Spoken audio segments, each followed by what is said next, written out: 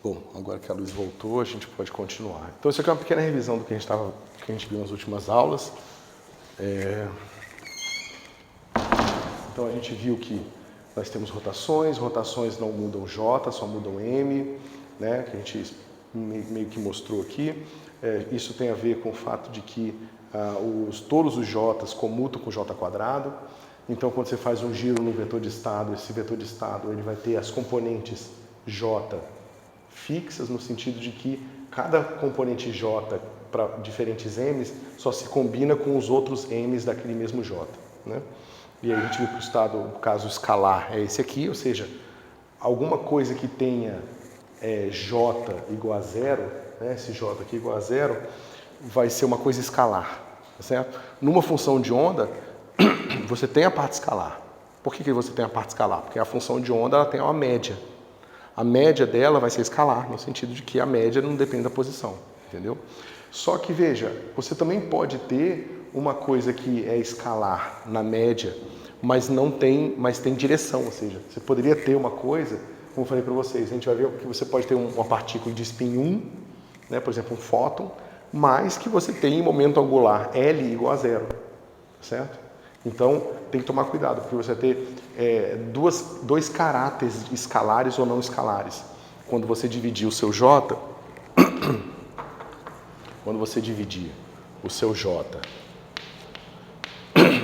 como sendo L mais S, né? Você tem dois momentos angulares totais agora. Você vai ter o L quadrado, né? E você vai ter o S quadrado, certo? E você pode ter estados que vão ter, né, quadrado si igual a zero. Você pode ter estados de momento angular total L zero, mas que esse cara aqui não vai ser zero. Certo? Então, assim, você pode pegar uma função de onda que quando você gira, ela é escalar, no sentido de que não muda nada. Né? Por exemplo, imagina que um vetor de estado desse que seja esfericamente simétrico. Só dependa do raio. Certo? Ele vai ter essa característica aqui, ó. Mas isso não significa que o spin dele é zero, necessariamente. Certo? Então você tem dois caráteres aqui das duas coisas. Mas a gente vai chegar lá porque a gente ainda vai discutir melhor essa separação aqui.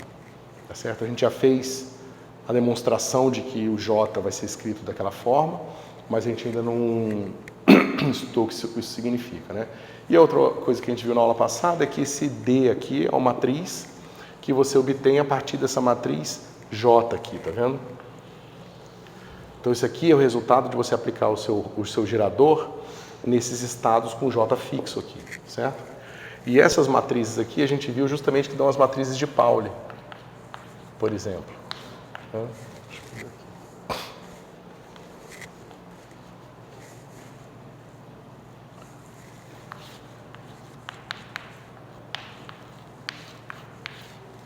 Eu fiz a Z primeiro aqui. Então esse aqui é o sigma Z, sigma Y, e esse cara é o sigma X, certo? Então, em vez de você ter que calcular esse objeto completo, o que a gente mostrou na aula passada é que basta você exponenciar esses caras aqui, né? Ou seja, você pegar a exponencial só do sigma x aqui, menos i θ x sobre h cortado, esse negócio aqui vai ficar como? Vai ficar cosseno, tem dois aqui, cosseno de θ sobre 2 vezes a identidade 2 por 2 menos i θ i sigma x seno de θ sobre 2, certo? Vocês vão ver que a rotação tem esse meio aqui no ângulo, justamente porque a nossa representação é de j meio aqui, certo? Não é exatamente, não tem uma associação 1 para 1 não, tá? Meio aqui não. Mas não é simplesmente θ por não ser uma rotação de um vetor tridimensional que vocês estão habituados, certo? E isso simplifica a vida, porque agora eu não preciso calcular todos os j's. Se na minha representação eu só tenho alguns valores de j minúsculo, Basta eu calcular essa matriz aqui só para as representações que me interessam, calcular a exponencial delas e ponto final, certo?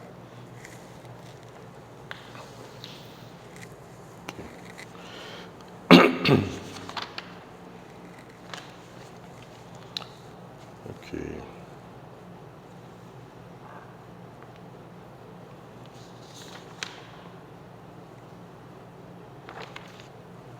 Deixa eu ver.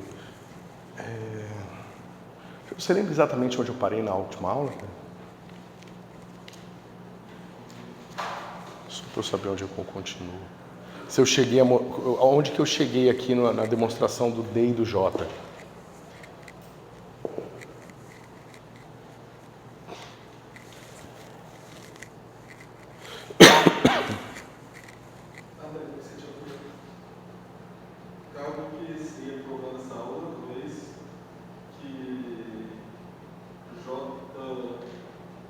Ao quadrado, né? Isso.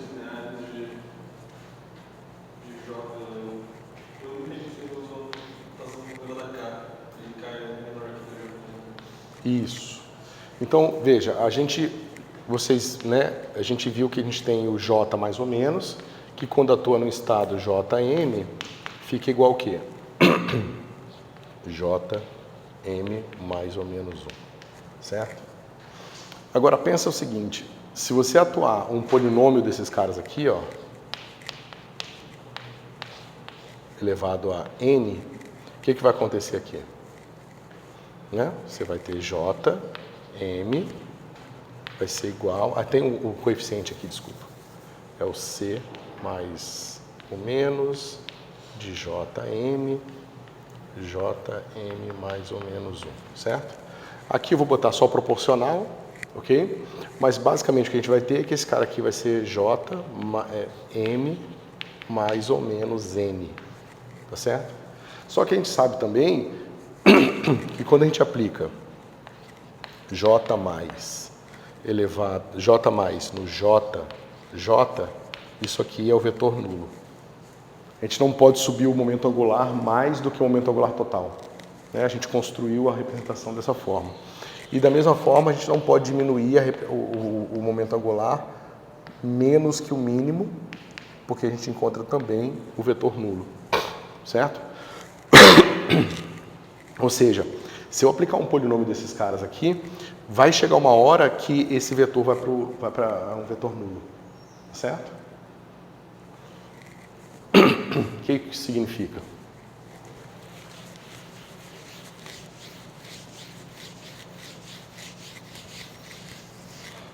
Qual é a potência máxima que eu posso aplicar aqui?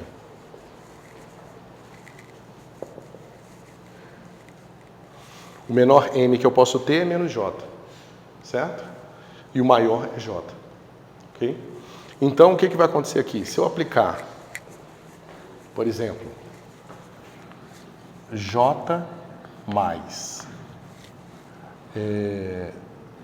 2j mais 1, né, elevado no j menos j, como é que vai ficar?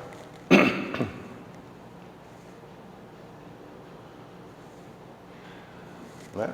Isso aqui ficaria proporcional a j, eu vou botar um parênteses aqui, tá? Menos j mais 2j mais 1, certo? Mas esse estado aqui seria o estado j, aí soma aqui, j mais 1. Mas a gente sabe que esse estado é o estado nulo. Tá certo? Então você não pode, quer dizer, você pode, mas se você aplicar esse cara aqui, você vai encontrar que esse negócio aqui é o vetor nulo. Certo? Mas o que isso significa no que diz respeito a essas matrizes aqui? Se você pensar nisso agora como essas matrizes aqui, ó, o que isso diz sobre elas?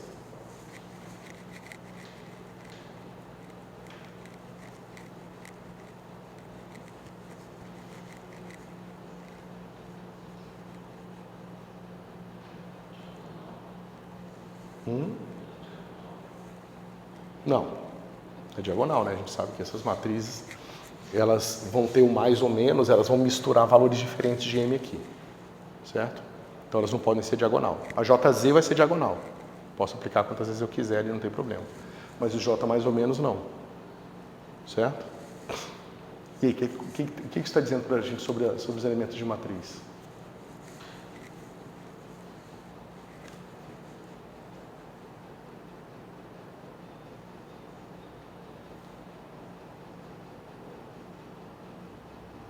Vou beber uma água aqui.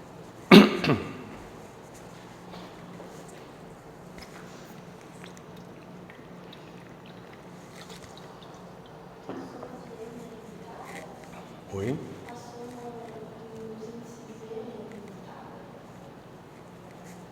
A soma dos índices M é truncada? Sim, ela vai só de menos J até J.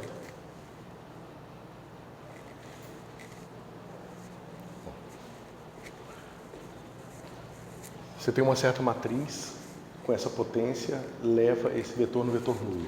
O que isso diz sobre, né, se você pegar, por exemplo, aqui, J, X mais I, J, Y, elevado a 2J mais 1, isso vai aplicar aqui, igual a zero, certo? Se você eleva esses caras aqui ao quadrado, o que você vai encontrar? Ao quadrado. Se você faz o binômio de Newton para esses operadores aqui, o que você vai encontrar? Um polinômio complicado, né? Porque vai ter potências de x, potência de jx, potência de jy, mas você vai ter dois caras. Vai ter um que vai ser tipo jx elevado a 2, j mais 1, tá certo? E você vai ter um termo que vai ser o jy elevado a 2j mais 1. Só que isso aqui tem que ser um operador nulo. Né? Esse cara tem que ser uma matriz, zero. Certo? Mas esse cara aqui vai ser a matriz zero, o que isso aqui vai ser? Esse cara aqui, eu posso jogar todos os outros termos aqui para cá. Certo? Então eu sei que esse cara aqui, ó, aqui só vai ter potências menores dele. Tá certo? E esse cara aqui também só vai ter potências menores dele. Se eu fizer a mesma coisa para o J menos, eu vou ter o quê? Se eu tiver com J menos, espera um pouquinho, aqui é... Bom, tem que fazer para os dois e ver o problema que vai dar. Você vai encontrar uma coisa similar, tá certo? O truque aqui da prova é você mostrar que esses caras maiores aqui sempre podem ser escritos como combinações de potências menores deles, certo? E aí você consegue justificar justamente o resultado que a gente estava discutindo na aula passada, de que essas matrizes aqui, eles têm uma potência máxima antes de poderem ser reescritas como combinações lineares de potências anteriores. Certo? O caso mais fácil de ver é o caso do spin, que você tem que sigma i quadrado é sempre a identidade. Né? Essa matriz com ela mesma dá a identidade, essa com ela mesma dá a identidade e essa com ela mesma dá a identidade. Certo? Então, quando você calcular esse tipo de exponencial aqui, aqui você vai ter uma combinação de 2j mais 1 elementos, certo? E não infinitos elementos. Uma exponencial tem infinitas potências, né? Só que a partir de uma certa potência, ela começa a ser reescrita como potências anteriores, tá certo? Eu tinha ficado de dar uma justificativa mais ou menos aqui para isso. Não é uma prova ainda, porque é mais complicado, mas é só para vocês entenderem por que tem essa limitação na potência. Certo? Bom.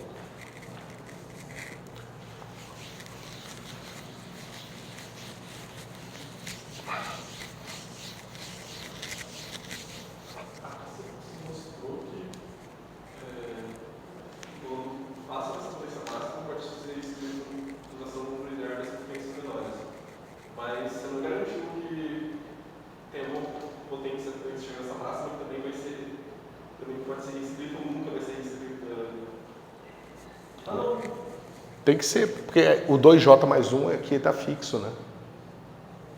Tem que ser o 2j mais 1 aqui, o máximo, né? É isso que você estava perguntando? Qual é a potência máxima?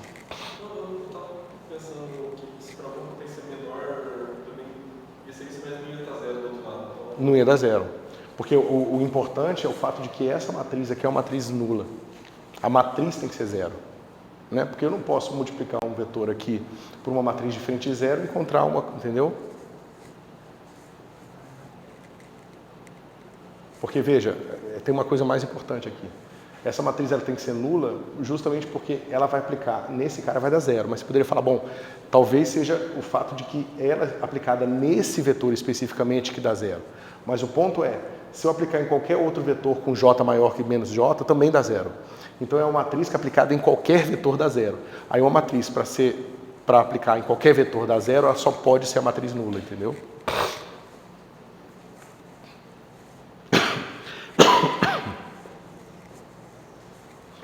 Bom.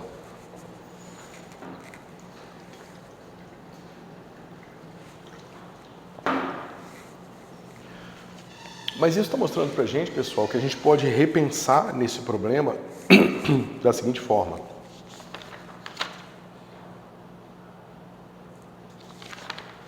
Né? Então a gente viu que quando a gente aplica uma rotação num vetor de estado, basicamente o que a gente vai ter é o seguinte, a gente vai ter o nosso soma de Jm e a gente vai ter o nosso psi Jm e o aplicado Jm, tá certo? Mas o que quer que seja J0 aqui só vai se misturar com outros caras de J0. O de J meio só se mistura com J meio, o de J1 só se mistura com J1 e assim por diante, certo? Ou seja, se você quiser pensar do ponto de vista matricial, esse cara vai ser assim, ó. Vai ser uma matriz complicada, esse é a representação do U aqui, né? Aqui eu vou ter o meu psi 0, 0, eu vou ter o meu psi meio, meio, eu vou ter o meu psi meio menos meio, eu vou ter o meu psi 1, 1, o meu psi 1, 0, o psi 1 menos 1 e assim por diante, todos os outros aqui para baixo, certo? E aqui eu vou ter uma matriz que vai ser um bloco 1 por 1, a gente escolheu a fase para ela simplesmente ser o número 1, certo? Aqui vai ser uma matriz 2 por 2, que a gente viu justamente que são aquelas exponenciais das matrizes de Pauli ali, certo? E aqui onde eu estou botando 0, pessoal, é 0 justamente porque a representação a rotação de J diferentes não misturam, desculpa, a rotação não mistura J diferentes, certo? E aí o que vai acontecer é que aqui eu vou ter 3 e aqui eu vou ter uma matriz 3 por 3.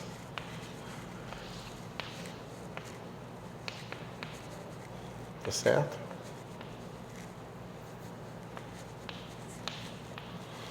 Que vai misturar, ou seja, essa componente só se mistura com essa só se mistura com essa e essas aqui só se misturam entre si, certo?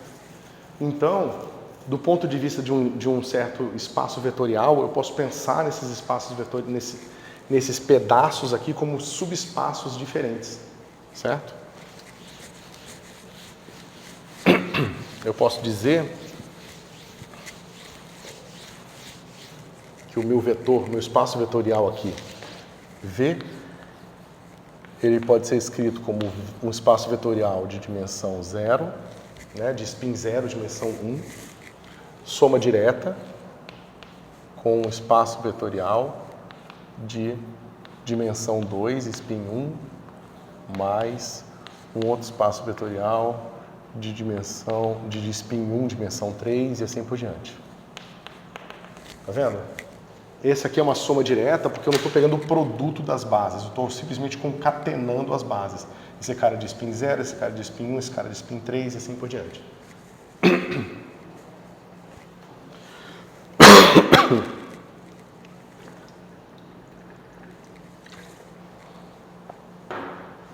A parte mais matemática profunda aqui a gente não vai provar, mas eu vou falar para vocês que esses caras aqui, ó, são o que nós chamamos de representações irredutíveis. Elas não podem ser reduzidas no seguinte sentido: Eu não posso pegar essa representação de spin 1 aqui. Eu não consigo pegar essa matriz, esse conjunto de matrizes 3x3 aqui e reduzir ela a um bloco diagonal, por exemplo, de 1x1, 2x2. Eu não consigo diagonalizar, nem bloco diagonalizar essa representação aqui. Ela está sempre cheia. Eu sempre misturo as três componentes. Eu nunca consigo encontrar uma maneira de reduzir a dimensão dessa representação aqui. Ela é irredutível, tá certo? Então você tem que a representação do vetor de estado completo é a soma direta dessas representações irredutíveis aqui, tá certo? Isso vai ser bastante importante quando a gente for discutir spin. Okay?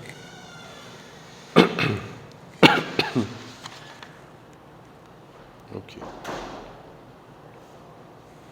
Tá? Essas aqui, só para botar uma anotação melhor, como eu botei na minha aqui. Essas são aquelas matrizes D0. Essas são as minhas matrizes D meio.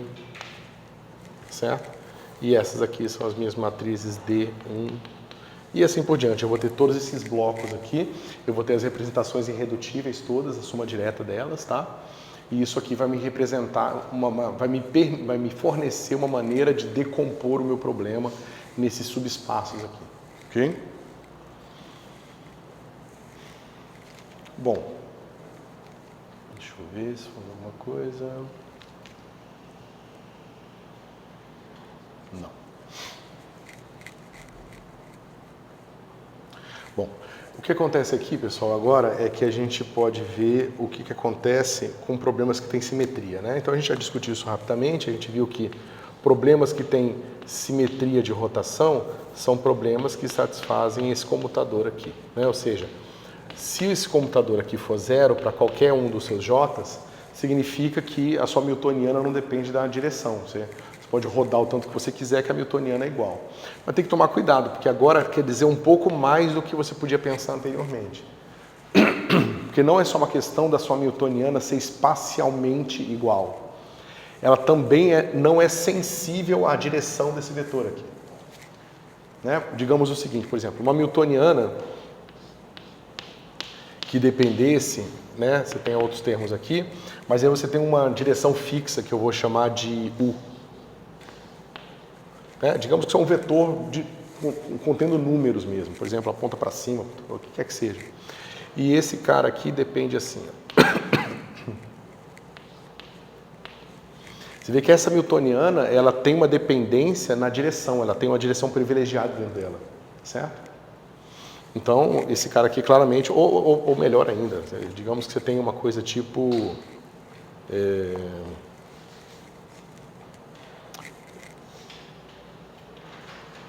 pegar uma coisa tipo potencial gravitacional. Então, você tem um X escalar E3 aqui, ó. É proporcional ao meu X escalar E3. Ou seja, só depende da componente Z aqui. Aí quadrado, qualquer coisa, tanto faz. Certo? Então, você vai ver que... quadrado. Você vai ver que tem uma direção privilegiada aqui. Mas isso é claro, né? Esse problema aqui é um problema de atração gravitacional potencial para uma aceleração gravitacional constante. Só que essa aceleração gravitacional constante, ela aponta para baixo. Ela tem a direção especial, né? Na direção do centro da Terra. Se ela tem essa direção espacial e eu giro minha newtoniana, é claro que ela vai ser diferente. Certo? Porque agora o para baixo é para cima, para o lado, para qualquer outra direção. Então ela não é invariante por rotação, porque ela tem essa dependência da direção aqui. Certo? Mas como eu falei para vocês, isso aqui pode depender também da direção desse cara aqui, certo? Então, por exemplo, se você tiver spin e você tem órbita, você vai ter as duas coisas podendo acoplar de formas diferentes e a dependência espacial também de forma diferente, tá certo? Por exemplo, pode ter o spin acoplado com um campo magnético externo que tem uma direção privilegiada. Logo, sua newtoniana também não vai ser invariante por rotação, entendeu?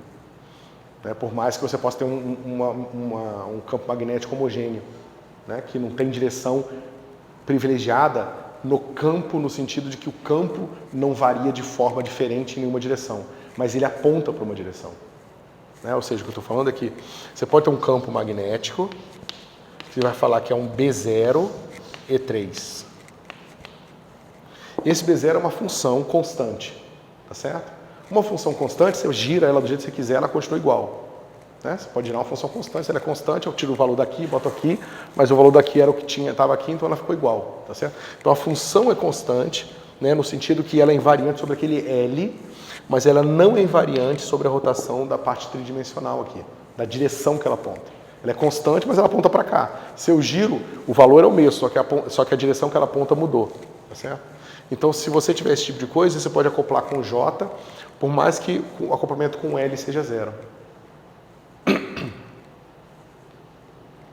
certo? É uma coisa que vocês têm que se acostumar, que existem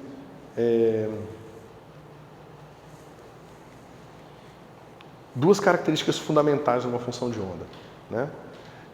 No que diz respeito ao grupo de rotação. Uma é como que a função de onda está disposta no espaço. Tem mais aqui, mais probabilidade aqui, menos probabilidade aqui. Então, se você gira, essa probabilidade veio para cá, outra veio para cá, então você vai ter momento angular, tá certo? Agora, você também pode ter agora funções de onda, a gente vai discutir, que tem em si direção associada a ela. Um spinor nada mais é do que uma função de onda que carrega uma direção, tá certo? E agora, quando eu giro, eu não posso mais só pensar que eu estou girando os argumentos, eu estou girando o quanto que é provável de encontrar partícula aqui e acolá. Mas eu também estou girando para onde a função de onda aponta. Certo? Isso complica bastante as coisas, mas a realidade é assim que a gente pode fazer. Né?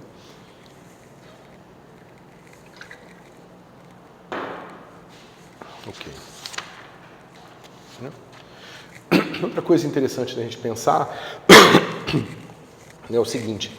Lembra que quando a gente deduziu a diferença ali entre o momento angular total e o momento angular na direção Z?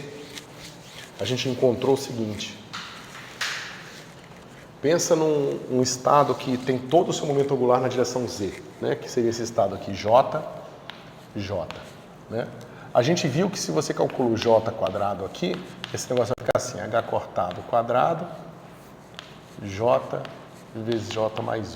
Tá certo? Mas é fácil ver que se você aplicar JZ ao quadrado, ou seja, só a componente Z, esse cara aqui vai ficar como? Vai ficar H cortado ao quadrado, J ao quadrado. Tá certo? E esse mais 1 aqui, se vocês lembrarem, ele veio da não comutação dos operadores. Tá certo? Então é aquele negócio do princípio de certeza. Se esses dois números fossem iguais, o que eu poderia deduzir? Que JX em JJ, se fossem iguais, não são, tá? Eu poderia deduzir que esse cara é igual a 0 e eu poderia deduzir que esse cara aqui também é 0. Por que eu poderia deduzir isso, pessoal? Porque eu sei que a soma desses três caras aqui é o J quadrado. Se esse número fosse igual a esse aqui, eu saberia que se eu estou nesse estado e esse número é igual a esse, significa que esses caras são 0. Mas isso aqui seria equivalente a eu saber simultaneamente o valor de JZ, JX e JY. Só que os princípios que a gente impôs da mecânica quântica mostram que se esses operadores não comutam, eu não posso conhecê-los simultaneamente.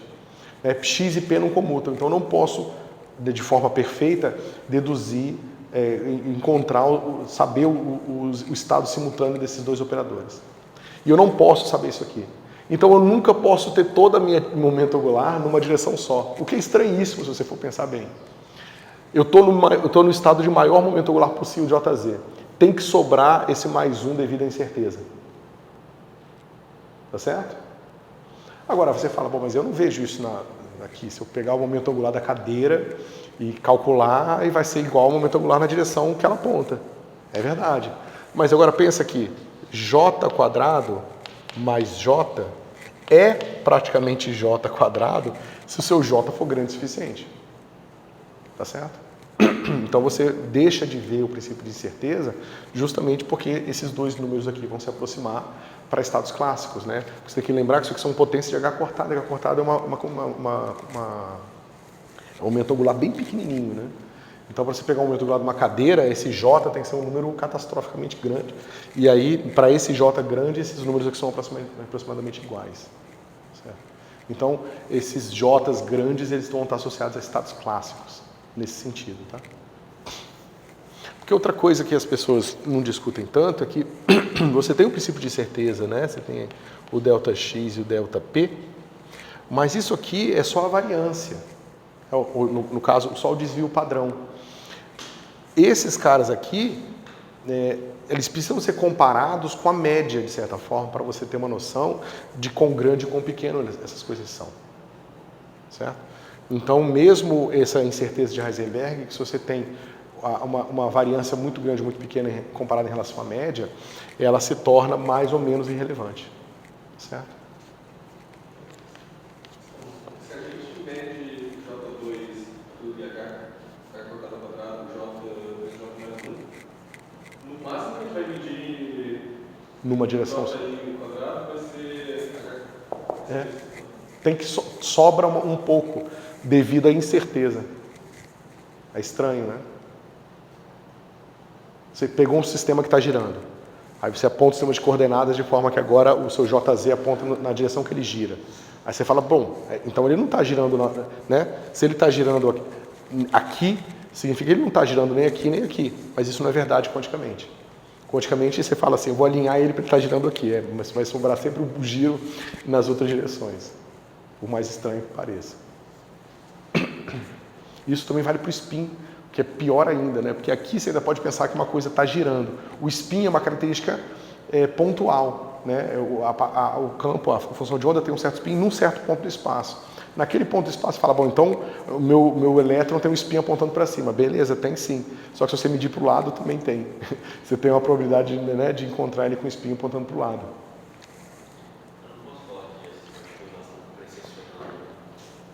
Não, não pode. Quer dizer... Tá, você está dizendo que você tem uma coisa que está girando em torno de um eixo que seria o eixo Z. Bom, tudo bem. Mas, bom, não é o caso, tá certo? Mas... Por que não é o caso? Porque você poderia botar um sistema em cima dessa precessão.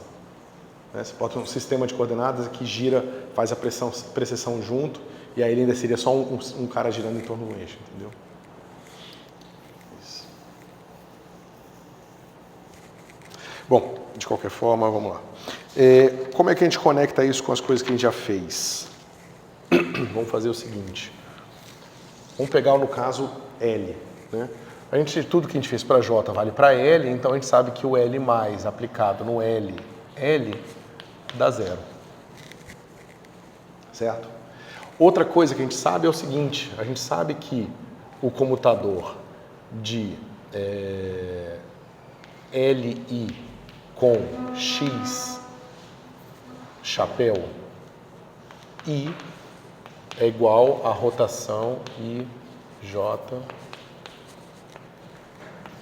de JJ, de XJ, certo? Bom, mas a gente sabe então que isso significa que se eu giro esse cara aqui, ó, esse cara aqui vai me dar a rotação aplicada no vetor. Certo? Bom, mas se isso aqui é verdade, significa que se eu aplicar esse cara nesse cara aqui, ó, como é que fica? Isso aqui vai ficar rotação X, escalar, rotação X.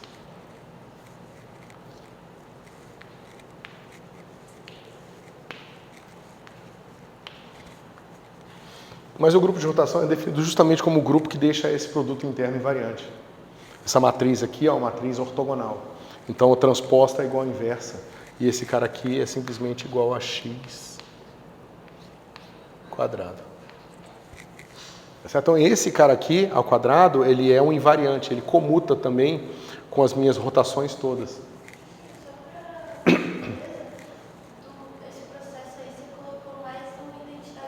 Tem que botar...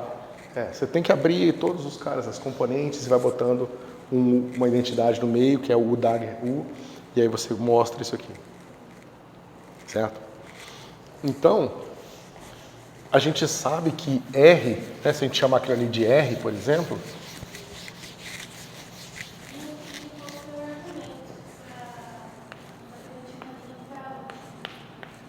Eu já vou falar.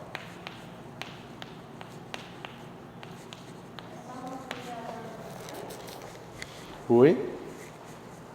Estou mostrando que a rotação nesse operador aqui leva nele mesmo. Então esse operador aqui é um operador escalar. É que você tem um produto interno aqui, né? Então você pode fazer o seguinte, você vai escrever esse cara como sendo R transposto Rx escalar X. Né? O produto interno, ou tirar a matriz para cá, ela vem a transposta dela. Né? E a gente sabe que o grupo de rotação é definido de forma justamente que é o grupo ortogonal que satisfaz isso aqui.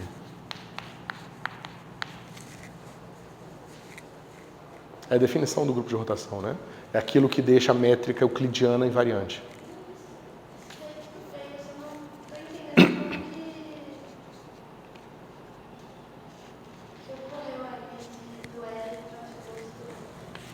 R, J, I, X, I, delta, J, K, R, K, L, X, L, e aí você soma sobre I, J, K e L. Tá. Aí eu venho para cá. Então, a gente tem esse operador aqui, ó, R chapéu, e ele comuta com todo mundo aqui, ó. Né?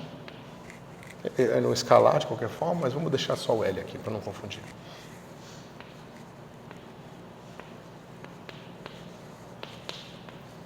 Significa que eu posso dizer simultaneamente quem é R, L e M.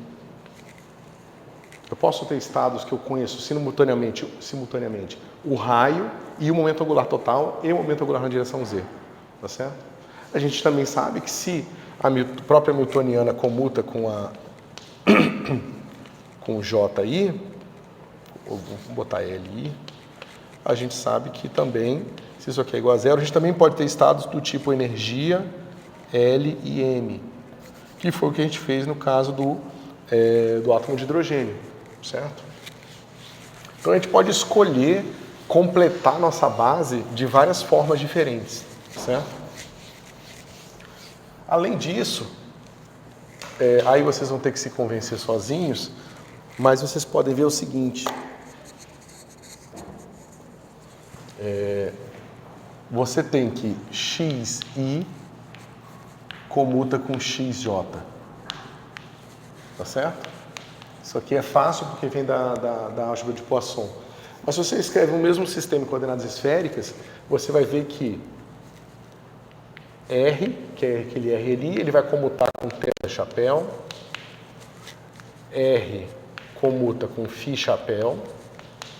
Né? E θ comuta com φ chapéu. Vocês podem ver isso calculando explicitamente. Claro que a definição desses caras envolve uns arcos tangentes, umas coisas complicadas, mas não é impossível de fazer a conta. Mas você pode também ver do ponto de vista do parente de Poisson. Você pode voltar para o problema clássico, mostrar que essas são variáveis canônicas independentes, e, portanto, os parentes de Poisson vão satisfazer essa mesma regra aqui, e quando quantizar também. Então, você pode ter sistemas que você sabe simultaneamente R, θ e φ, né? Que, de certa forma, está associado a estados x, y, z. Ok? Não tem nada demais aqui. Mas por que eu estou falando isso? Porque agora você pode usar esse seu conhecimento para estudar o que está acontecendo aqui, certo? Só que eu não preciso me preocupar com a parte R da decomposição aqui, porque o meu L não altera R, certo? Então, por simplicidade, você pode simplesmente se perguntar como é que vai ficar esses estados aqui, ó, θ, φ, L mais no L, L. Isso aqui vai ser zero. Tá certo? Mas se você lembrar, L mais é simplesmente uma combinação de Lx e Ly, né? E Lx e Ly são combinações de x, px, y, py e z, pz. Certo? Tá certo até aqui? Vocês lembram, né? O meu L mais é igual a Lx mais I, Ly, né? E Lx vai ser igual a YPZ menos ZPY. E o meu Ly vai ser ZPX menos XPZ. Certo? Mas na representação de função de onda, esses caras aqui é simplesmente esse cara aqui, Y, esse Z, esse Z, esse X, esse aqui é DDZ, esse aqui é DDY, assim por diante. Você pode fazer aquela conta chatíssima e descobrir que o seu L mais ou menos, na representação de função de onda, é dado por mais ou menos H cortado, exponencial de mais ou menos I φ. Deixa eu montar meu apagador.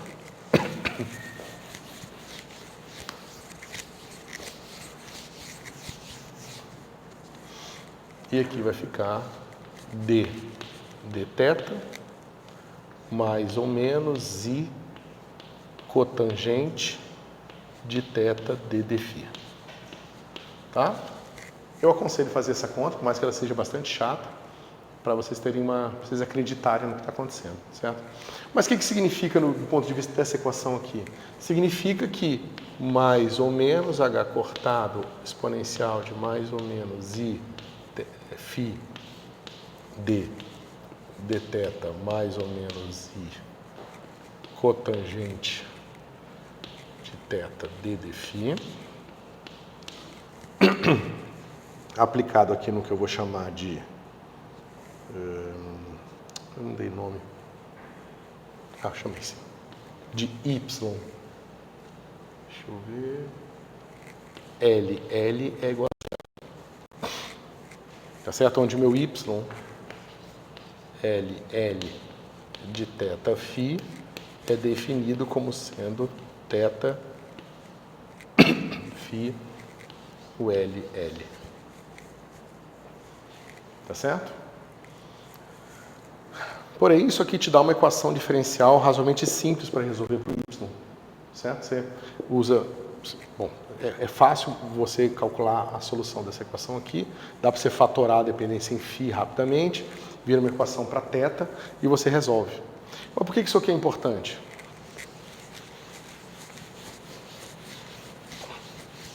Ou útil, na verdade. Porque uma vez que você sabe quem é o seu Y, LL, você pode fazer o quê? Você pode aplicar o L menos, esse aqui foi o L mais, né? Lembra? L mais no LL dá zero, porque seria L mais 1 aqui, que não pode existir, né? Pela definição das restrições, das desigualdades que a gente viu lá atrás. E, portanto, esse cara aqui tem que dar zero. Mas agora você pode aplicar esse cara aqui, ó, no LL, para obter uma coisa proporcional a L menos 1. Mas esse cara aqui é um operador diferencial que você conhece. Então você sabe que você pode calcular o seu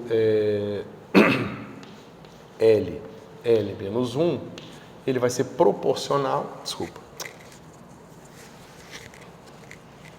Você vai ter aqui o seu θ φ L menos 1, que é igual a Y L menos 1, é proporcional a seu operador L menos aplicado a L.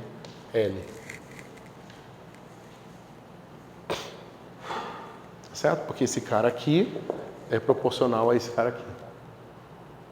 Você substitui aqui, você obtém esse cara aqui. Então você vai deduzir todos os seus... Aqui eu estou fazendo de uma forma ruim, peraí.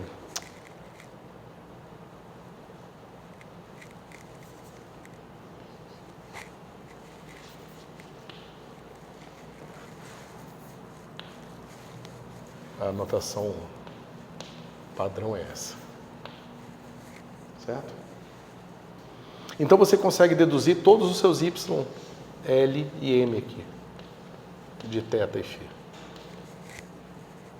Quem são esses caras aqui que a gente pode deduzir simplesmente aplicando esses operadores aqui?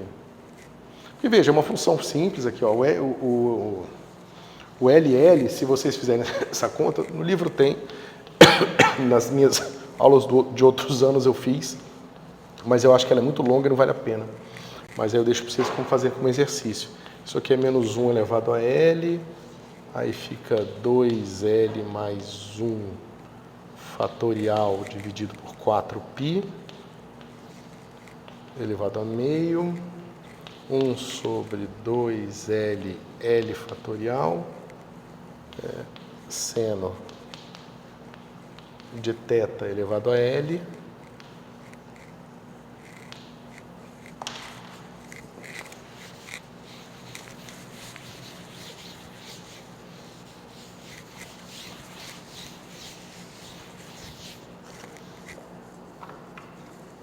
exponencial de ILφ. Né? Se você resolve essa equação que eu falei aqui para vocês, vocês encontram que a solução é essa aqui. Depois que você normalizar, né? Que você vai normalizar para encontrar esse fator aqui. Resolver por?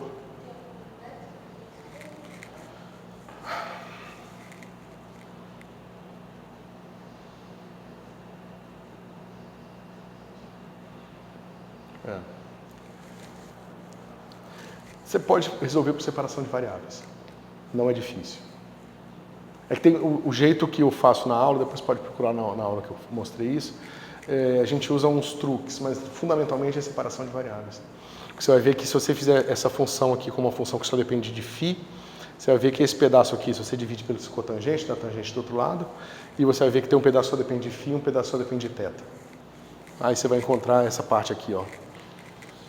Aí o resto, aí você tem uma equação diferencial de uma variável só, que é a de θ. Aí você resolve por substituição ou por integração direta. Não é difícil, não. Mas vale a pena fazer uma vez. Mas o que é interessante depois é que você conhece a dependência funcional, está direitinho, que é o θ elevado a L, o Lφ aqui. E esse cara aqui é simplesmente essas derivadas aqui, ó. E derivar é fácil, por mais que seja complicado, derivar é fácil. Você aplica potências desse operador aqui e aqui, e você obtém todos os outros Lm aqui. Na verdade, vocês vão encontrar tipo um funcional gerador, igual a gente viu lá em física matemática, que a gente encontra usando fórmulas de Rodrigues e tal. Vocês vão encontrar a mesma coisa aqui, que é uma potência de um operador atuando numa função. Tá certo? Que é basicamente os pronomes de Legendre, os associados de Legendre.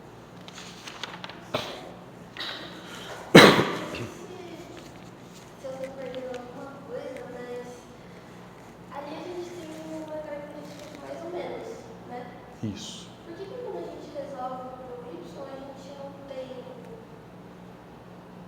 também isso? Ah, não, pera um pouquinho. É porque esse cara aqui é o L mais ou menos. O que você quer aqui... cadê? Onde é que eu coloquei? Eu não botei, não? Aqui. Esse cara aqui é só com L+. Né? Porque eu sei que se eu tentar subir o meu alto valor na direção Z mais do que o máximo, vai ter que dar zero.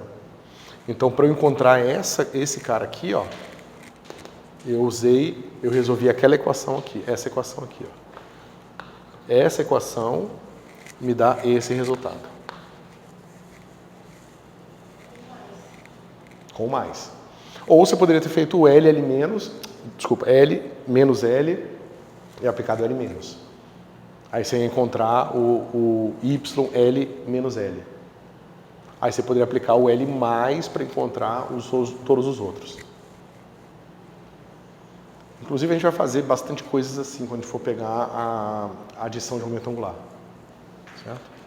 Mas como eu falei para vocês, é o tipo de conta que a gente vai fazer de uma forma razoavelmente frequentemente.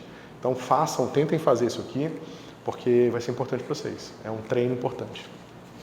Ok?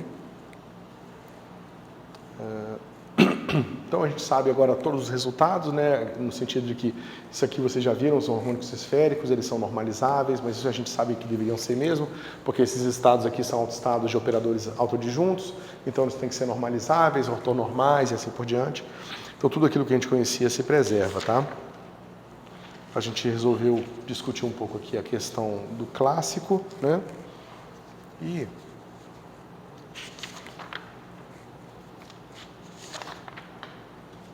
isso que a gente já discutiu semestre passado. Eu acho que a gente pode pular. Eu depois dou uma aplicação disso aqui para vocês como lista. Então vamos fazer o seguinte, vamos começar spin, porque aí fica marinando na cabeça de vocês até a volta no ano que vem.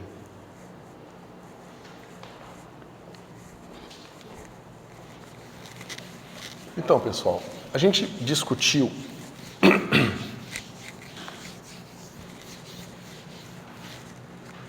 que se eu tenho uma função de onda vetorial, quando eu girar ela aqui com o meu operador, psi, o que eu vou ter é que eu vou ter o seguinte, eu vou ter uma matriz, tá certo? Eu vou ter aqui matrizes 1 por 1, 2 por 2, né? 3 por 3 e assim por diante, atuando no meu vetor aqui. Vou botar aqui psi 0, 0, psi meio, psi meio menos meio, e assim por diante. Ok. Bom, a questão é a seguinte. Essas componentes aqui podem ser infinitas, certo? Em princípio, eu quero descrever um vetor de estado que tenha direções.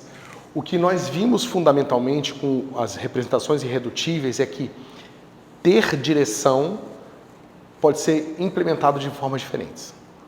A forma mais simples de você ter direção é você não ter direção, ou seja, é ser uma representação escalar. Uma coisa que, quando você gira o seu espaço, aquela representação, aquela coisa em si não muda em nada. A gente sabe também que uma maneira bastante intuitiva de ter direções é você ter direção de forma que é um vetor. Que você tem um vetor como vocês estão acostumados, ou seja, o vetor velocidade e o vetor posição. Você gira o vetor velocidade, ele gira como vocês estão habituados, né? Você fez um giro de 90 graus numa certa direção, ele girou 90 graus naquela direção. Né? Isso tudo é razoável. Mas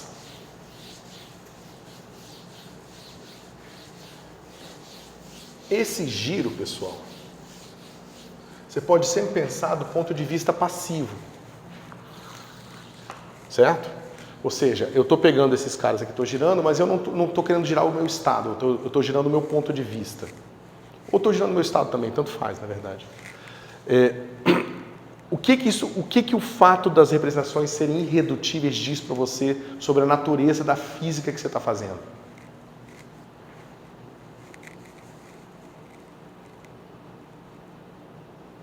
Pensa que eu tenho uma função de onda, e ela tem um monte de componentes com características diferentes. Quando eu giro, esses caras aqui podem ter um giro interno aqui devido à maneira que está disposto no espaço. Mas essa componente nunca se mistura com essa. Essa componente se mistura sempre com essa. Mas essas nunca se misturam com essa, nem se misturam com essas outras três aqui.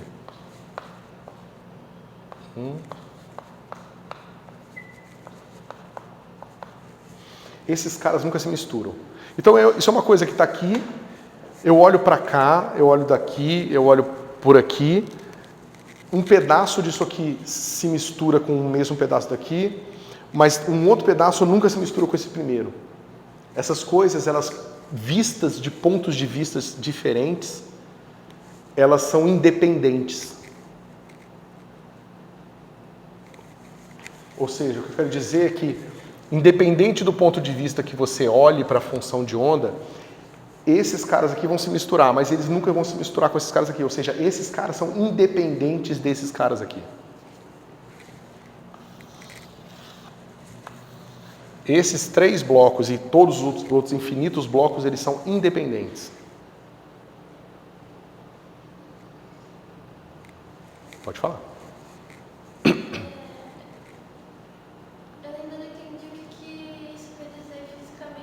A gente vai chegar lá. Eu quero ir aos poucos, certo? A gente sabe que esse cara, ele pode ser uma função de x, y e z. E a gente sabe que quando aplica a rotação, esses caras se misturam aqui, ou seja, as componentes x, y, z para diferentes valores x, y, z se misturam quando eu giro, né? Mas essa componente aqui nunca se mistura com essa aqui, do ponto de vista da minha mudança de perspectiva, ou até da minha transformação do meu sistema. Eu pego meu sistema e giro todo para cá, giro todo para cá. Então eu posso pensar que fisicamente isso aqui modela graus de liberdades independentes da natureza. Eu posso pensar, não, é isso que está sendo dito. Isso aqui modela graus de liberdades independentes da natureza. Tá certo? A gente sabe que operadores que misturam esses caras aqui são bastante razoáveis, a gente encontra frequentemente. É o P, qualquer potência de P vai ter um DDX, né? Ou tem uma combinação de P com X, eu vou ter um aumento angular, então esses caras vão se misturar assim por diante. Mas para eu misturar esses caras aqui, eu preciso ter operadores que atuam na parte espacial aqui, a parte vetorial da minha função de onda. Tá certo? Por que eu estou falando isso? Porque aqui a gente tem que pensar em mais uma coisa. A gente tem que pensar que dinamicamente esses caras podem se misturar. Tá? Aonde você gostaria que eu voltasse? Eu tô acompanhando. O problema é que isso parece mais estranho do que a incerteza do Jota. Veja. Tá. Como é que você determina que uma coisa é uma coisa e outra coisa é outra coisa? Ou seja, como é que você classifica coisas diferentes?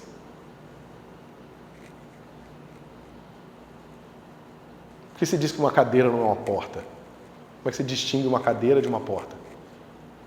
Eu ia falar sobre classe de equivalência daí, mas... Pode ser. Você pode pegar, por exemplo, que cadeira é a classe de equivalência das coisas que você pode sentar, que tem 4 pés. Você pode botar mais ou menos restrições na sua classe de equivalência e isso pode restringir melhor ou pior aquilo que você está descrevendo. A porta é a mesma coisa. A porta geralmente é uma coisa que cria uma barreira que pode ser aberta entre duas coisas, assim por diante. Mas se você tem características comuns para essas duas coisas que não necessariamente, como é que se diz? Permitem uma ser classificada como a outra, certo?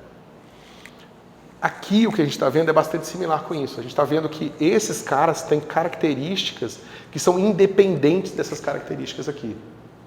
Não há nada que eu possa fazer para transformar essas componentes nessas outras aqui, simplesmente mudando o meu ponto de vista.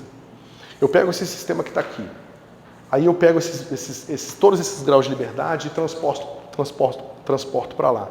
Então eu vejo que o meu estado aqui vai determinar o estado lá, de forma que essas duas componentes dessas duas componentes aqui vão afetar somente essas mesmas duas componentes lá. Elas não vão alterar essas componentes aqui. Elas vão demonstrar graus de liberdade diferentes. Tá certo? Então é por isso que eu estou falando aqui. Eu estou tentando dar a descrição física da ideia de determinar que as partículas da natureza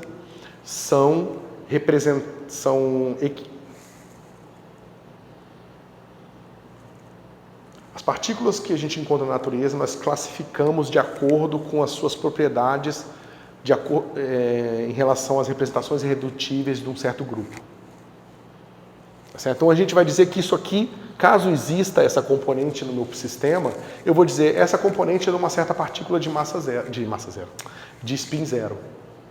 Se existir essas componentes no meu sistema, eu vou dizer que são de acordo com, são associadas às partículas de spin meio. Tá certo? Essas aqui vão ser as partículas de spin 1. Aí você poderia perguntar, bom, mas tem mais características importantes? Tem, mas aqui a gente está estudando só o grupo de rotação. Se você estuda o grupo de Lorentz inteiro, você vai descobrir que tem um outro invariante que é a massa. É um invariante do grupo de Lorentz. E aí se você pega massa e spin, isso vai classificar a todas as partículas que você tem na natureza, entendeu?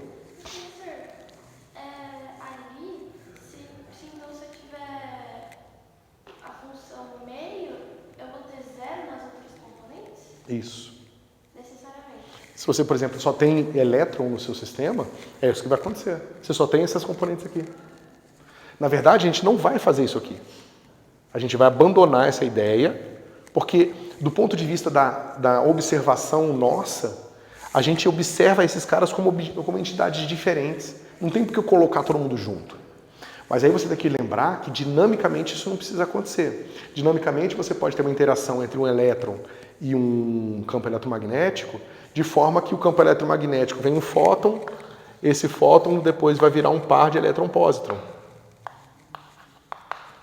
Ou seja, você pode ter uma coisa que só tinha essa componente aqui, mas dinamicamente virou essa componente mais isso aqui.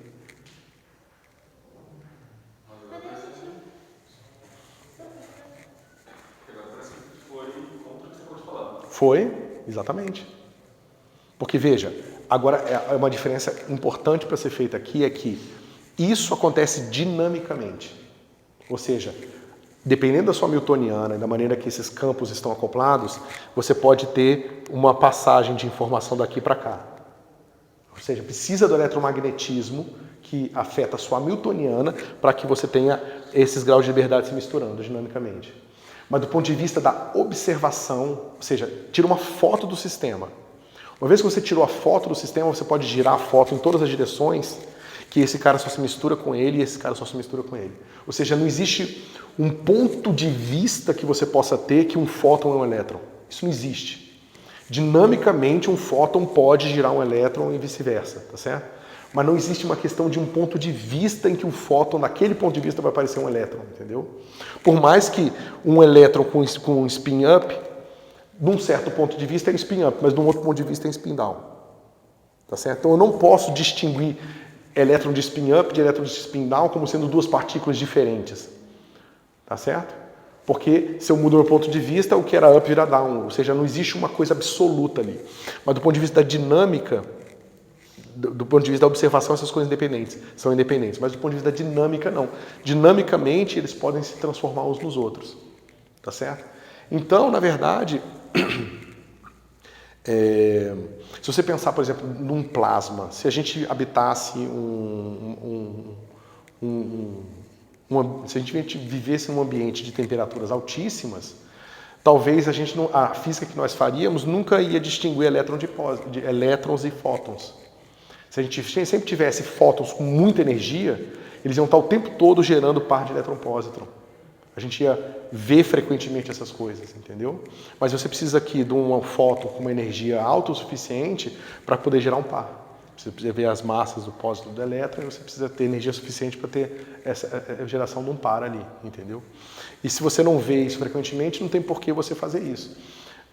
Mas talvez, numa situação dessa, vale a pena descrever isso aqui como sendo o grau de liberdade fundamental para o seu sistema. Que aí vai ser justamente um plasma de elétron-pósitrons. Né? Fótons, elétrons e pósitrons. E é claro que aí outras partículas entram na brincadeira, né? Quando você vai para Coitado do meu computador. Quando você vai para uma situação de altíssimas energias, as pessoas imaginavam que ia haver uma certa grande unificação. Então você vai para uma situação em que esses caras todos colapsam numa grande partícula, né, com uma interação que mistura todo mundo. Certo? Então, o que a gente vai ver agora é que a gente não precisa carregar essas componentes todas de uma vez, a gente pode estudar em particular. A gente já estudou esse caso aqui bastante. Esse caso aqui, ó, é o caso da função de onda da equação de Schrödinger. Né? O que a gente vai ver agora é que a gente pode estudar esse caso aqui. Né? Esse caso aqui a gente não estuda porque ele normalmente não tem mecânica quântica para eletromagnetismo. Porque é difícil você ter... É difícil não. Não existe mecânica quântica relativística de forma bem definida. Você não consegue uma mecânica quântica relativística que preserve a probabilidade. E os fótons, infelizmente, têm massa zero. Infelizmente, não sei se isso é infeliz, na verdade. Mas os fótons têm massa zero, então eles não podem ser tratados não relativisticamente. Então, por isso que a gente nunca estuda uma equação equivalente à equação de Pauli, mas uma equação para partículas de spin 1, porque não existem partículas de spin 1 que a gente conheça. Né? Mas existem um monte de partículas de spin meio que a gente conhece que tem massa diferente de zero. São os elétrons, os prótons, os nêutrons, todo mundo tem spin meio. Então a gente estuda esses caras aqui. Então a gente vai ver justamente a extensão da mecânica quântica para o caso com spin. Mas daí, se a gente não tem essa questão do eletromagnetismo, por que a gente fala que na dinâmica ela se se misturam entre si. Porque quando a gente vai estudar a teoria quântica de campos, aí campos de spin 1 só se misturam com campos de spin 1. Certo? Então, no caso aí, o eletromagnetismo, né, o campo eletromagnético só se mistura com si próprio quando você faz rotações e mudanças de ponto de vista. Ter uma mistura entre meio e zero, não sei. A gente tem o Higgs, né? O bóson de Higgs é uma partícula de spin zero. Então ela tem dependência espacial, bóson de Higgs é porque a gente precisa de muita energia para citar um bóson de Higgs. Tanto que tiveram que construir o LHC para fazer isso. Mas ele seria uma partícula que não tem direção associada. Agora, é muito interessante você pensar que todas as partículas mais comuns têm uma direção associada nelas. Não existem partículas escalares. Né? Ou a partícula é um fóton, que carrega uma direção como se fosse um vetor, ou a partícula é um spinor, né? É uma partícula de spin meio que carrega a direção de uma forma um pouco diferente. A gente vai entender melhor como que ela carrega a direção. Mas não existem partículas escalares. A única partícula escalar que a gente descobriu até então foi o Higgs, e mesmo assim o Higgs é um negócio super difícil de ver, então está totalmente fora da física normal. Né? E isso é uma coisa bastante curiosa, eu acho, porque todas as partículas da natureza têm alguma direção associada a elas. Mas eu gosto disso, por exemplo, quando eu faço alguma dinâmica dele, eu posso ter a mistura com os primeiros. Sim, você tem que ter, né? Mas o que acontece basicamente é que você tem um bóson de Higgs φ aqui, e aí você tem uma coisa assim, né? Você tem na sua lagrangiana, você vai ter um estado de um spinor aqui, né? Isso aqui, digamos, é o estado escalar do spinor, né? Como se fosse o produto interno do spinor com ele mesmo. E aí você tem um acoplamento assim com o Higgs, por exemplo. Aí, se o Higgs está numa situação em que ele está no mínimo, ele está no mínimo dele, para simplificar a vida, então isso aqui vira uma constante. Então esse cara aqui dá massa para o sistema, porque um termo de constante na lagrangiana dessa forma dá massa para o sistema. É por isso que a gente usa o Higgs para dar massa para as partículas de spin. Aí a interação é como se o Higgs fosse quase como uma cola, né? Que está todo mundo grudado nele, ele meio que estacionou, e aí todo mundo para se mexer tem que vencer esse acoplamento com o Higgs aqui. Aí ele funciona como se fosse uma massa. É como se você enfiasse uma partícula dentro de um pudim. E aí você dá uma batida na sua partícula, ela oscila ali, porque o pudim meio que segura ela. É o que o Higgs está fazendo com as partículas. Essa é a nossa teoria para dar massa para as partículas, né? Esse é o modelo padrão do física de partículas. Dizem que eles estão dentro dessa cola, como que eu vou enxergar a mudança ali na função meio devido à função zero desse cara? Não, justamente porque Como é que vai ser essa? esse cara aqui, quando você gira, ele se mistura só com ele mesmo. E esse só mistura com ele mesmo. Só que esse produto aqui é um escalar. Então, quando eu faço um giro, isso aqui vai ter uma matriz de rotação complicada. Então, vai ter um psi, uma matriz de rotação, né? Outra matriz aqui, botar barra aqui, porque é um pouco mais complicado. Vai ter uma outra matriz de rotação aqui, de forma que isso aqui é assim, fica invariante. E esse cara aqui, ele é simplesmente escalar, é invariante. Entendeu? Então, quando girou, quando eu mudei o ponto de vista, a maneira que eles estão interagindo é a mesma. Não mudou nada, tá vendo? Parece que não se misturou. Não se mistura. Não se mistura. Mas daí teve dinâmica e mesmo assim não tem essa... A maneira que ele interage não depende da direção.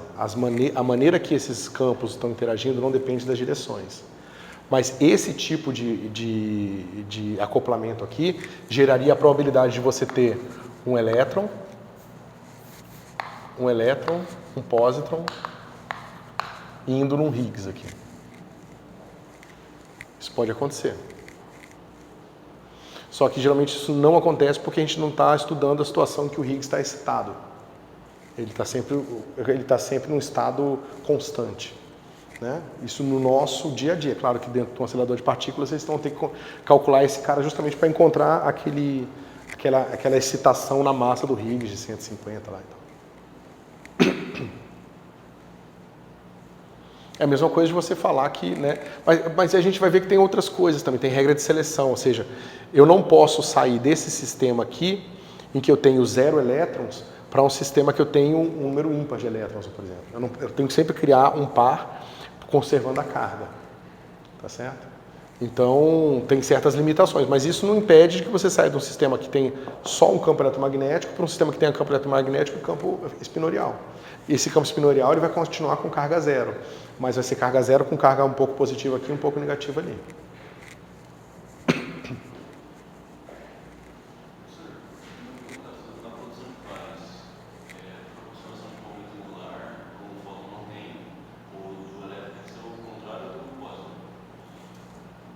Não, aquilo ali nem conserva, se você for pegar todas as conservações, vai ver que aquele tipo de diagrama ali não dá certo. Você não consegue conservar... O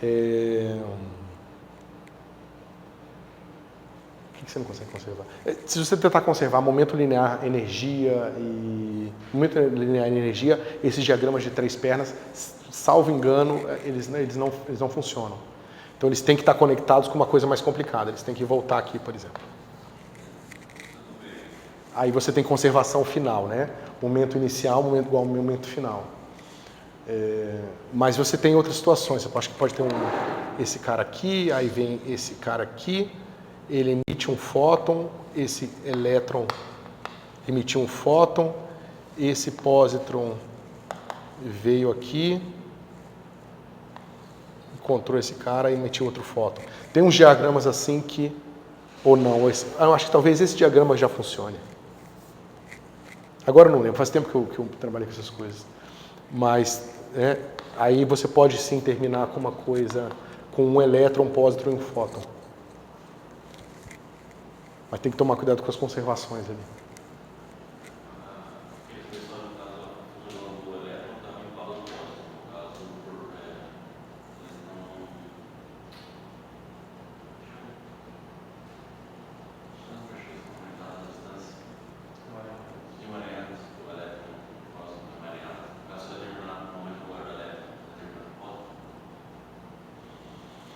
Sem dúvida, porque o spin vai se conservar também, né?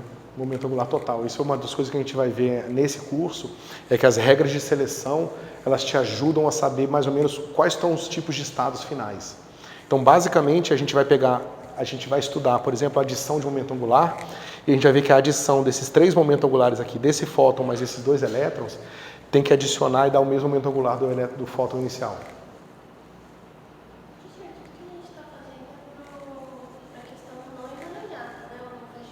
Não faz diferença, tudo que a gente faz tem... É porque, veja, quando a gente fala, existem estados JM, tá certo? E aí a gente fica muito insistindo em ficar entendendo como é que a base se transforma e não sei o que, tal. Mas nada te impede de dizer que o seu estado é simplesmente esse cara aqui, mais esse cara aqui. Aí você tem um estado emaranhado. Você pode ter um estado que você pode estar na seguinte situação, você tem esse cara, meio, botar aqui meio, meio, mais meio menos meio. Você fala, o seu elétron está no estado emaranhado de spin para cima e spin para baixo. Ele tem 50% de chance de estar com o spin para cima e 50% de chance de estar com o spin para baixo. É um estado emaranhado. Só que o mais interessante é que esse estado emaranhado de spin na direção Z, ele é um estado puro na direção X. Isso aqui a gente vai ver que é um autoestado do JX, do ZX. É uma coisa que eu já discuti com vocês antes, mas eu acho que vale a pena insistir. O emaranhamento, ele vai sempre ocorrer no seguinte sentido.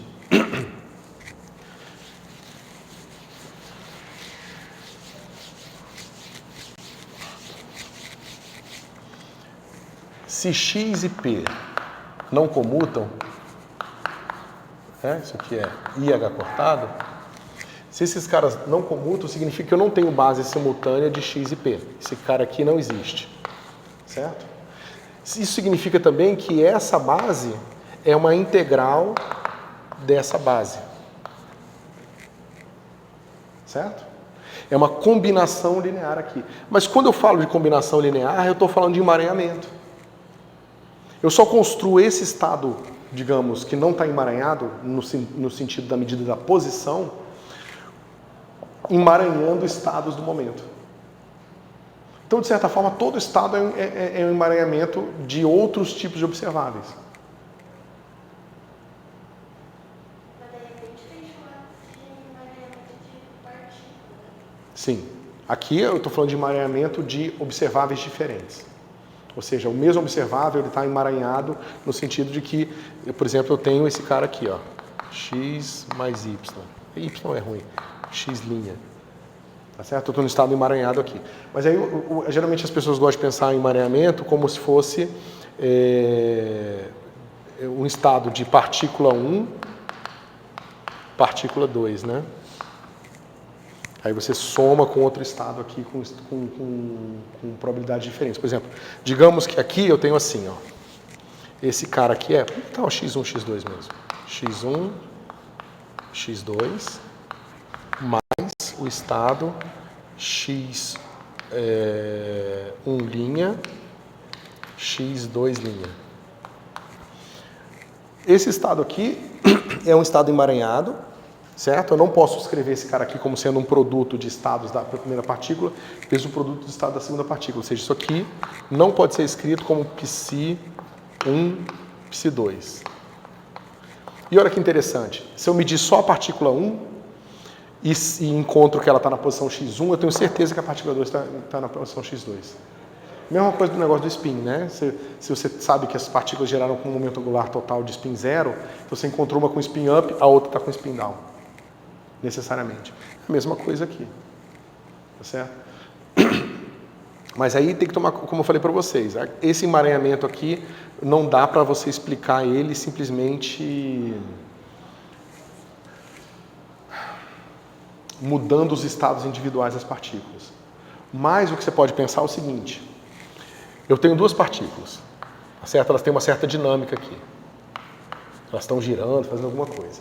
Aí você pode falar o seguinte: bom, essas duas partículas aqui, como partículas separadas, estão ou não estão emaranhadas? Podem estar no estado que pode ser escrito assim, né, ou não. Mas você pode pensar no sistema. Tá certo? Você pode falar, mas esse sistema como um todo ele tem um momento angular total, que é a soma dos momentos angulares das duas partículas. Tá certo? E aí você pode ter emaranhamento desse sistema, do sistema com outro sistema, entendeu? Então a questão do emaranhamento depende do que você está considerando, quais os observáveis especificamente. Quando os observáveis são características individuais de duas partículas, você está tratando de um certo tipo de emaranhamento. Quando você está falando que o seu sistema é características globais de um sistema de partículas, aí é outro tipo de emaranhamento. De um ponto de vista você pode ter emaranhamento, mas se você olhar para do outro vai não ter e vice-versa. Pode não ter e vice-versa.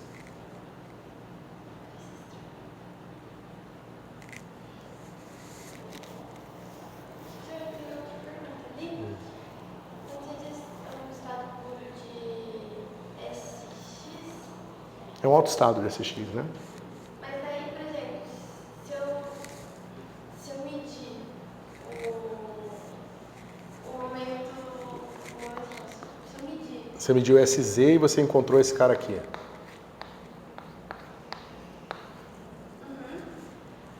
Aí já não é mais. Antes de medir SZ, você sabia com certeza que SX estava na direção positiva. Aí você mediu SZ, você não sabe mais nada sobre SX. Justamente porque eles não comutam. Mas eu ainda não posso ter uma incerteza associada a ele? Tipo a questão do J. Sempre vai sobrar algum pouquinho de spin em algum lugar, não vai? Ó. Você tem um sistema, aí você mediu SZ e você descobriu que ele está nesse estado aqui. O que você está pensando a partir de então?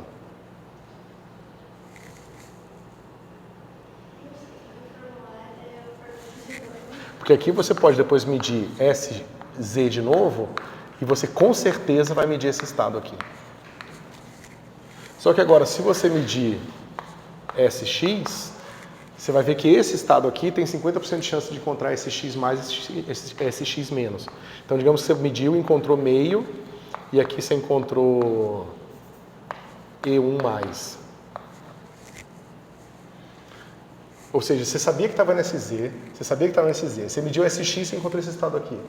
Agora você pode medir o SZ, mas não são operadores compatíveis. Então você pode muito bem encontrar meio e menos meio aqui. Se você medir o seu S2 aqui,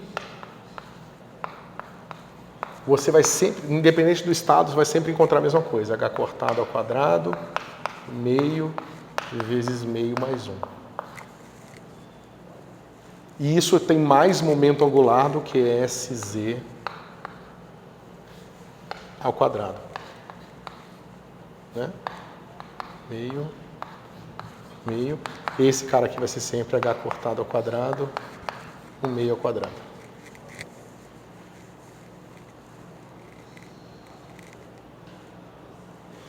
Esse cara vai sempre ter esse mais H cortado ao quadrado sobre 2 a mais de momento angular nessa direção. Certo? Como é que você faz isso na prática? Às vezes tem um observável que você vai medir que é sensível ao momento angular total. E aí você vai medir esse número aqui. Mas digamos que você tem um observável que está, por exemplo, um acoplamento só do spin com um campo magnético. E aí você mede só o SZ. Você vai ver que ele vai depender só desse número aqui. E você vai encontrar essa diferença. Na natureza, na observação, no experimento.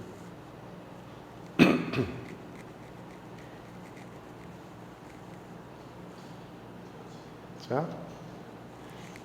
Eu acho que eu deixei um pouco vocês confusos com o que eu estava falando antes. Deixa eu só falar, eu já acho que a gente já está passado da hora, né?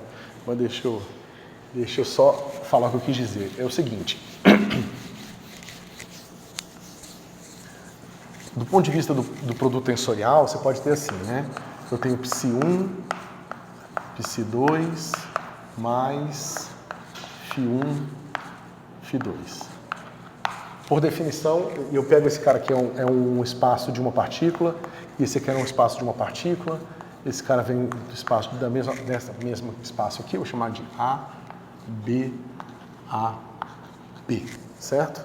E eu estou no estado, eu estou aqui em um estado emaranhado, certo?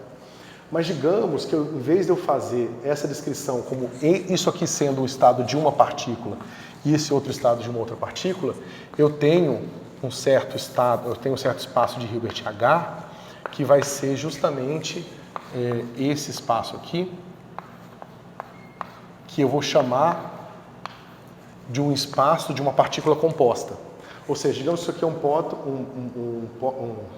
próton e um elétron, certo? Esse aqui é um estado de próton, esse cara é um estado de elétron. Esse cara aqui pode ser o espaço de Hilbert que descreve átomos de hidrogênio, tá certo?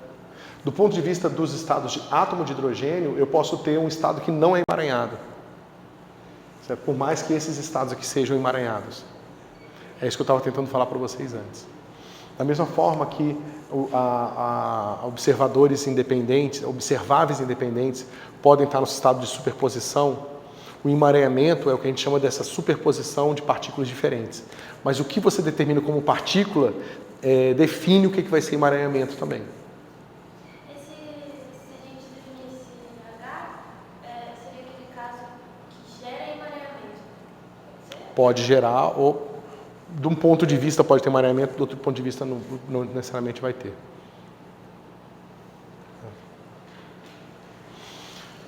Mas é isso, pessoal. Então a gente faz a prova na quinta, né? E aí vocês pensam nessas coisas todas aí, resolvem todos esses problemas da natureza.